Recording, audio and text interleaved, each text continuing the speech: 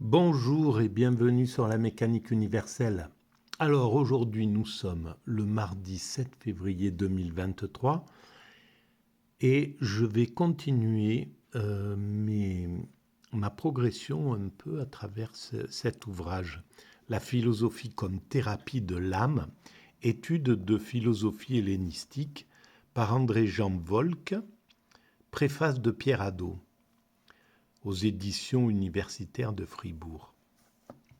Alors, c'est en lien avec la théorie que j'essaie de défendre sur la mécanique universelle.net, le site mécaniqueuniverselle.net, et qui essaie de démontrer de façon logique, en s'appuyant sur la raison, sur le logos, que l'humanité, l'ensemble de l'humanité, l'humanité dans son ensemble, évolue progressivement, intuitivement, donc sans le savoir, vers son ultime perfection. Nous travaillons tous les êtres humains qui apparaissent sur cette planète, sur Terre, où qu'ils soient, travaillent intuitivement à l'évolution, à cette finalité-là, à amener l'humanité à atteindre son ultime perfection. Alors cette ultime perfection, qu'est-ce que c'est ? Eh bien, selon moi, c'est l'accession à la paix universelle, au bonheur absolu, ce que les Grecs pouvaient appeler le souverain bien, à l'extase, en somme. L'extase qui est la concrétisation du bonheur suprême, le bonheur absolu, indépassable, se concrétise à travers ce que nous appelons l'extase, ce que les grandes spiritualités appellent l'extase, le nirvana, l'éveil, la béatitude, peu importe, voilà, l'ataraxie, etc. C'est un état où il n'y a plus de souffrance de l'âme dont parle là la philosophie, mais psychique en fait. L'homme a atteint un degré de sérénité absolue. Et nous allons vers cet état-là. Nous le construisons. Alors, effectivement, quand on voit le monde tel qu'il est, on se rend compte à quel point on en est encore loin, certainement quelques siècles, pour atteindre. Mais la plus grande partie de l'évolution de ce chemin a été réalisée déjà entre le moment où nous nous sommes constitués en espèces distinctes des autres primates et que nous avons commencé à aller nous acclimater, nous adapter à chaque endroit de cette planète. À partir du moment où nous avons commencé à progresser, à développer, à imaginer de nouvelles choses, à se mettre en progrès, en somme, à inventer tout ce que nous connaissons, quoi, hein, l'écriture, le langage d'abord, l'écriture, etc., la dextérité, le travail des objets, etc. Et chaque être humain qui est passé sur cette planète, d'une manière ou d'une autre,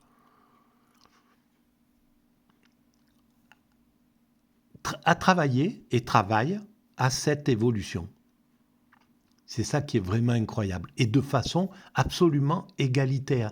C'est-à-dire que ce qui est l'essentiel, c'est qu'en fait, chaque être humain donne entièrement toute son existence à cette évolution. Même si on croit qu'on travaille pour soi, pour son propre égoïsme, pour son clan, pour son pays, pour sa communauté, en réalité, on travaille sans le savoir pour l'humanité essentiellement et uniquement. En somme, les résultats qui pourraient être et, plus partisans, en somme, voilà, travailler pour sa famille, etc., sont des positions intermédiaires, mais en réalité, l'ensemble de ce que nous faisons va à l'humanité. Voilà, et ça va pas à notre famille, c'est épisodique. En fait, la famille, la nation, etc. Il suffit d'imaginer ce que euh, le- les, les, le travail particulier des hommes d'il y a 15 000 ans, par exemple, eh ben, c'est fondu. C'est pas, ça n'a jamais été, même s'ils travaillaient pour leur clan, ce clan a été dilué des milliers de fois dans l'évolution de l'humanité.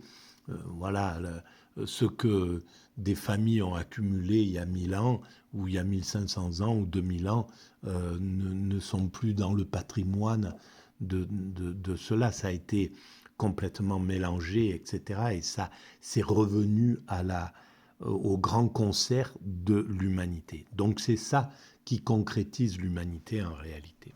Voilà. Alors, donc, je vais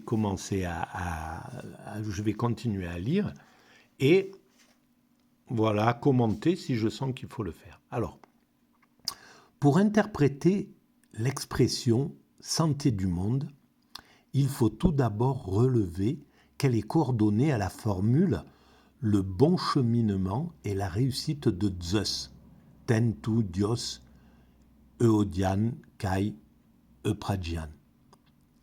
Alors, on est toujours sur Marc Aurèle, sa pensée, la pensée de Marc Aurèle. Et on est dans le chapitre 6e, santé du monde et santé de l'individu, où on essaye de voir, de démontrer que Marc Aurèle déjà avait la conscience que l'humanité dans son ensemble évoluait et que c'était sous la puissance du principe créateur. Alors Zeus, c'est le principe créateur en réalité. C'est ce que nous appelons Dieu, le bon cheminement et la réussite de Dieu. On peut le transformer comme ça, ou la réussite du principe créateur, ou la réussite du principe à l'origine de l'univers. Maintenant, voilà, avec les progrès de la science, on peut appeler, on a pu faire évoluer l'idée, la terminologie, mais c'est la même. Le résultat est le même. Ce qui est à l'origine de cet univers, que ça soit du vide quantique ou mais palpitant et avec et capable d'une intention et d'un désir de créer cet univers, c'est la même chose qu'on l'appelle voilà ce qu'il se passe avant le mur de Planck ou Zeus, c'est pareil. Donc je continue. Elle caractérise donc manifestement l'ordre que l'action divine tend à établir dans le monde. L'action divine tend à établir dans le monde. Ordre qui est en même temps l'accomplissement de ce que la nature a décidé, la fin qu'elle réalise en cheminant bien. Eudouzei. Alors c'est vraiment incroyable, l'accomplissement de ce que la nature a décidé. Donc la nature, c'est le divin, c'est pareil. Et c'est le divin, d'ailleurs, chez Spinoza, on peut comprendre pourquoi il associe Dieu à la nature. Dieu, c'est aussi la nature. C'est ce qui était à l'origine de l'univers, mais c'est aussi la nature. Et c'est aussi ce qu'elle comporte. Donc nous-mêmes, nous sommes des particules de Dieu. Nous sommes construits, nous sommes de nature divine. La seule chose, c'est que nous ne le savons pas. Nous ne le savons pas dans la vie ordinaire, dans la conscience ordinaire. Nous prenons conscience de cette nature divine dans l'état d'extase uniquement. Voilà, c'est à travers l'expérience extatique, l'expérience de l'éveil, du samadhi, du nirvana, etc. À travers cette expérience-là, on est conscient, on prend conscience que de notre nature divine, même si ce n'est pas une conscience intellectuelle, c'est une conscience organique, c'est une conscience charnelle en fait. Selon Épictète, les médecins divergent d'avis quant au traitement à administrer à tel ou tel malade parce qu'ils ne savent appliquer la prénotion de santé au cas particulier. D'après le même passage, les prénotions sont des notions naturelles auxquelles correspondent des réalités ou siai.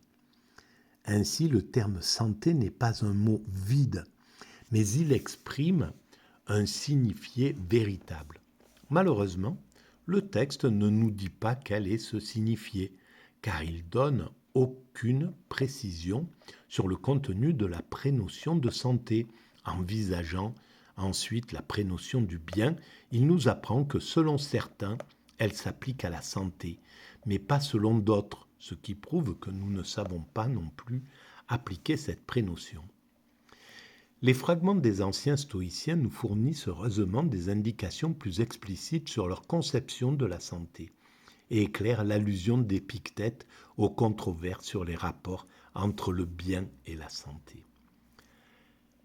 En accord avec une tradition remontant à Alcméon, et à laquelle, selon Galien, se rallient aussi bien les stoïciens Zénon et Chrysippe que Platon et Aristote, ils définissent la santé comme une combinaison bien tempérée, eukrasia, temperarios, temperatio, une proportion, summetria, des 4 éléments, le chaud et le froid, le sec et l'humide. Par analogie avec cette disposition du corps, ils admettent l'existence d'une santé de l'âme qui consiste dans une heureuse composition, eukrasia, dans une concordance des jugements dans l'âme. Et en fait, pour l'homme comme pour l'humanité, l'heureuse composition, le bien qu'on se fait à soi-même, à un individu, ou qu'on le fasse à l'humanité, c'est la même chose. Et c'est comme ça que nous devons commencer à traiter l'humanité. On sort de l'évolution inconsciente. Jusqu'à présent, notre évolution a été inconsciente. C'est pour ça qu'on l'a fait à travers la violence, la guerre, la détestation, le racisme, la destruction et la reconstruction, etc. Et qu'on continue encore dans cette aventure parce que nous sommes dominés par des dominants qui ne sont pas démocratiques. Parce que le peuple déjà est apte à la paix universelle. Mais simplement, et c'est pourquoi on a évolué, notre système politique a évolué jusqu'au degré de la démocratie, qui est une pure œuvre d'art, c'est la souveraineté du peuple, c'est-à-dire ce sont normalement les valeurs du peuple qui doivent être utilisées. Les dominants se hissent en tête de la nation, mais pas pour leur bien, pas pour faire leur propre politique, mais pour appliquer la politique de l'ensemble des êtres humains. Et c'est là où on voit que nous ne sommes pas en démocratie, parce que le peuple, jamais de la vie, n'aurait accepté que nous rentrions en guerre, que nous recommencions une guerre qui était inutile face aux Russes, l'Occident. Et donc, on voit bien que c'est les dominants qui ont choisi, tout simplement, en passant par-dessus le peuple. Donc, ils n'ont pas la conscience de ce que c'est que la démocratie. Surtout pour une affaire aussi importante que la guerre, qui impacte le peuple en priorité. Donc, une véritable démocratie aurait soumis cet engagement à la résolution du peuple. C'est le peuple qui aurait dit oui, on y va, non, on n'y va pas. etc. Ça aurait été dans son ensemble le peuple. Et évidemment, le peuple européen, avant que la guerre se mette en route, euh, jamais de la vie l'aurait accepté. Parce que ce qui aurait été soumis, ça n'aurait pas été simplement est-ce que nous répondons à l'agression russe, mais avant que l'agression russe se fasse, les dominants auraient demandé, chaque dominant d'Europe et des États-Unis, puisque nous sommes tous en démocratie, auraient demandé à leur peuple, est-ce que on continue à étendre l'OTAN? On est en train de poser un problème aux Russes. Les Russes veulent, si on continue à avancer vers l'OTAN, les Russes risquent de déclencher une guerre. Qu'est-ce que vous en pensez, vous les Français? Est-ce qu'on continue à étendre l'OTAN? Eh bien, le peuple aurait dit, les peuples d'Europe auraient dit non, on ne continue pas, on ne va pas dans ce sens, on garde, on s'organise pour que l'Ukraine soit neutre, soit un pays qui puisse faire la jonction entre la Russie et l'Europe. Et voilà, évidemment que ça aurait été ça. Simplement, ça s'est fait par-dessus le peuple. Et donc, nous ne sommes pas en démocratie dans ce sens-là, évidemment. On est au mieux en oligarchie, voilà, dans un système oligarchique qui permet les libertés, les libertés de penser, voilà, les libertés de circuler, les libertés qu'offre le premier étage de la démocratie qui, sans doute, compte au minimum 7 pour atteindre le 7e ciel, c'est-à-dire la parfaite démocratie, c'est-à-dire le, les valeurs du peuple par essence moins violentes, moins agressives, moins compétitives que les dominants. Voilà. Et il sera temps, je pense que nous sommes obligés de passer par la guerre pour atteindre un autre niveau, pour accéder à un autre niveau de démocratie. On ne peut pas le faire de façon consciente. L'être humain, les dominants ne peuvent pas lâcher prise comme ça. C'est impossible. Et on le voit dès que dans cette confrontation, à partir du moment où chacun a mis des coups de menton, a commencé à dire non, ben non, on ne cédera pas, non, non plus, on ne cédera pas, on voit bien qu'on rentre dans un cycle de primates, c'est-à-dire ce qui était à notre origine, quand deux dominants primates vont à la confrontation, ben, il n'y a plus rien qui les arrête, hein, c'est pas... Voilà. Donc, je continue. Alors, cette doctrine explique que Marc Aurèle puisse transposer métaphoriquement le terme de santé au plan cosmique. En V8, nous lisons « Au total, il y a une harmonie unique et de même que le monde se compose de tous les corps pour parvenir à sa plénitude, sumplerutai, comme corps tel dans sa singularité, de même, le destin se compose de toutes les causes pour parvenir à sa plénitude, comme cause telle dans sa singularité. » Voilà. Bon, je vais arrêter là pour cette vidéo et on va reprendre à la suite pour que ça ne soit pas trop long quand même. Je vous remercie de votre écoute. À très bientôt.